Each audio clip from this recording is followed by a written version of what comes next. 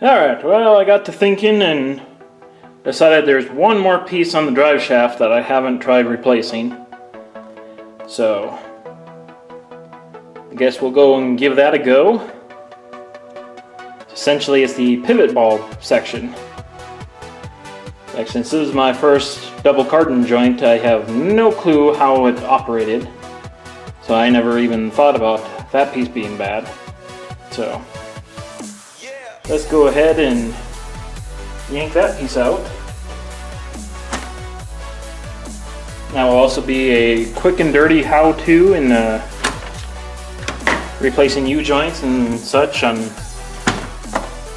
because sometimes you need to be able to do this on the trail or whatever, and you may not have all the cool tools around. Just basically you gotta pull your come on. Easier said than done sometimes.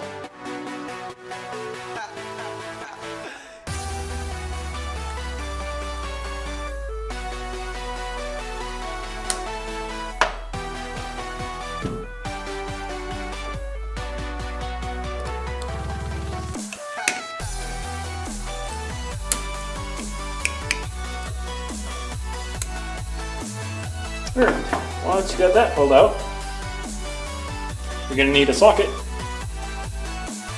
Essentially one that fits right in there so you don't damage your bearing piece. And I'll show you the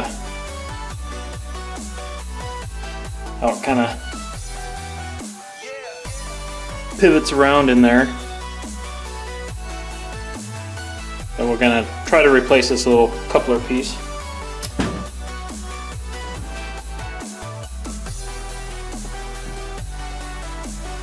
Alright, and what I like to do is take a bigger socket and prop that guy up on top.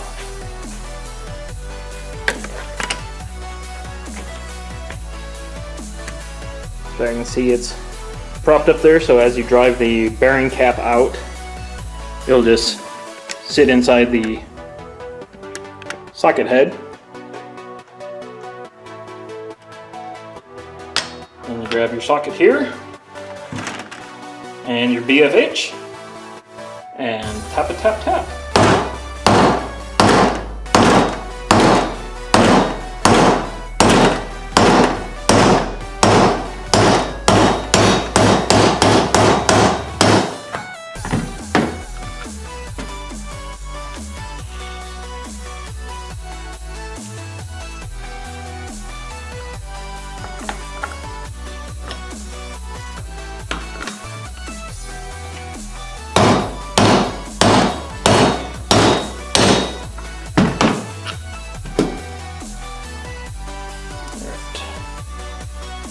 And we can get that guy through that side.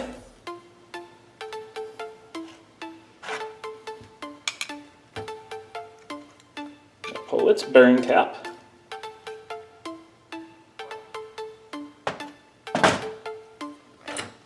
And that gives you enough room to get your U-joint out.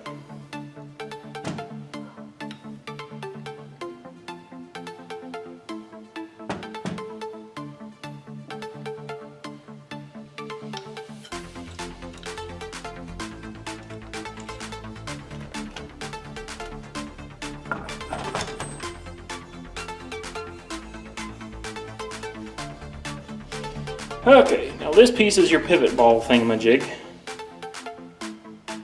And what seems to be throwing me off is it keeps falling apart. So it's like this ball is supposed to fit in there. You got your little race there. And you have a keeper that just pops down over top. And allows it to pivot around, but it just seems a little off that it keeps falling apart like that. So that could be the source of my issues, or it could just be the normal way that it works. I'm not 100% sure, so hopefully we'll find out by swapping in this other piece. Hopefully it's the same type.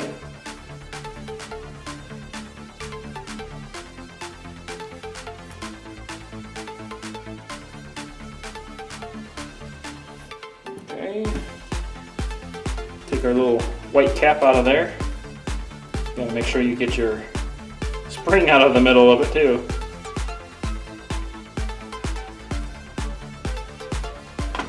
And just pretty much reverse the process.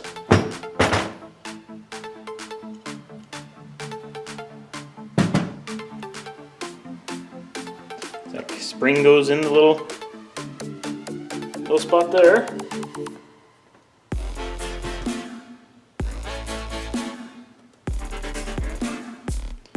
And this piece, making sure you don't spill the little needle bearings out all over the place.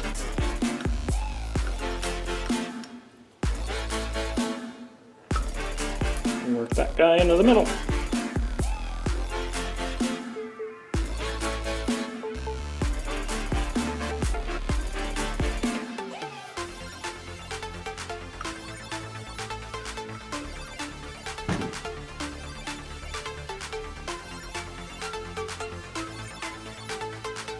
Alright,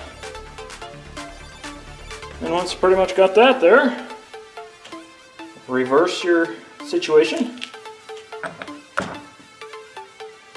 Take your U-joint. Looks like I gotta work my seal back in here.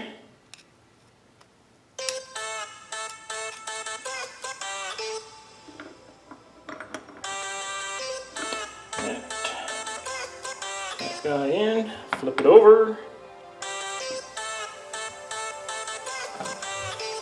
Make sure the joint's somewhat going in where it's supposed to.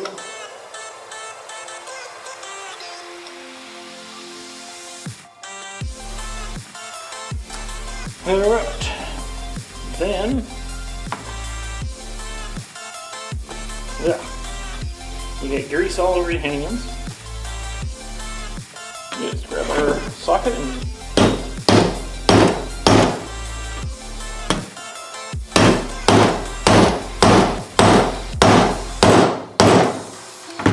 tappy tap tap.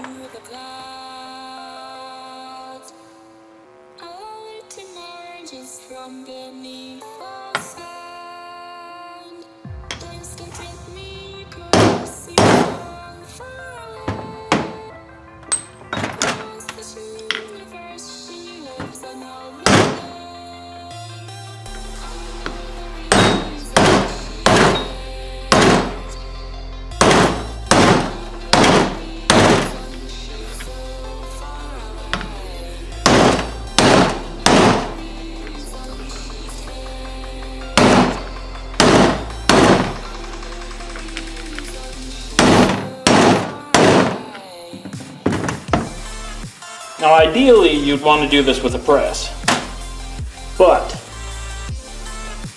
some days you don't have a press. Like if you broke a joint or something out in the trail, then you gotta do what you gotta do. Also, you could be a cheap bastard like me and haven't gotten around to buying one yet. Alright. So we put the one clip on the one side, and now you need to give it a couple light whacks to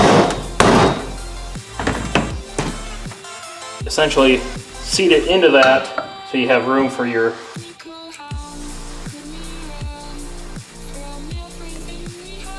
keeper guy over here.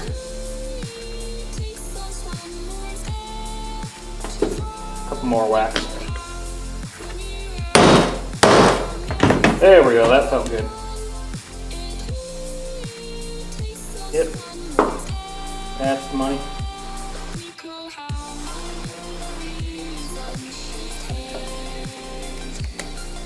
Come on, go in there. Behave yourself. Alright. Clips are in.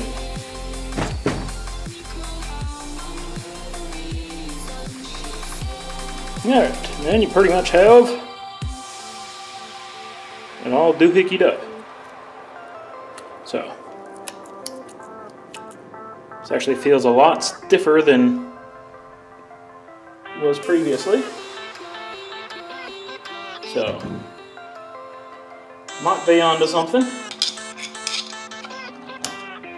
Alright, let's just shove it in the truck and see if it does anything.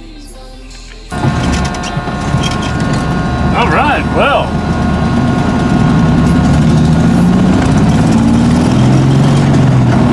We don't have any more clunking.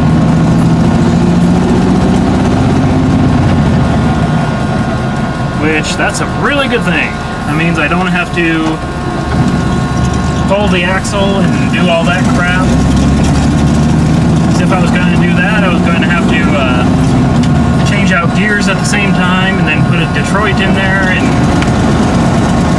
I would have been out probably close to $800 just in a axle modification. So that also means there's nothing wrong with the transfer case, but that's definitely a win there. So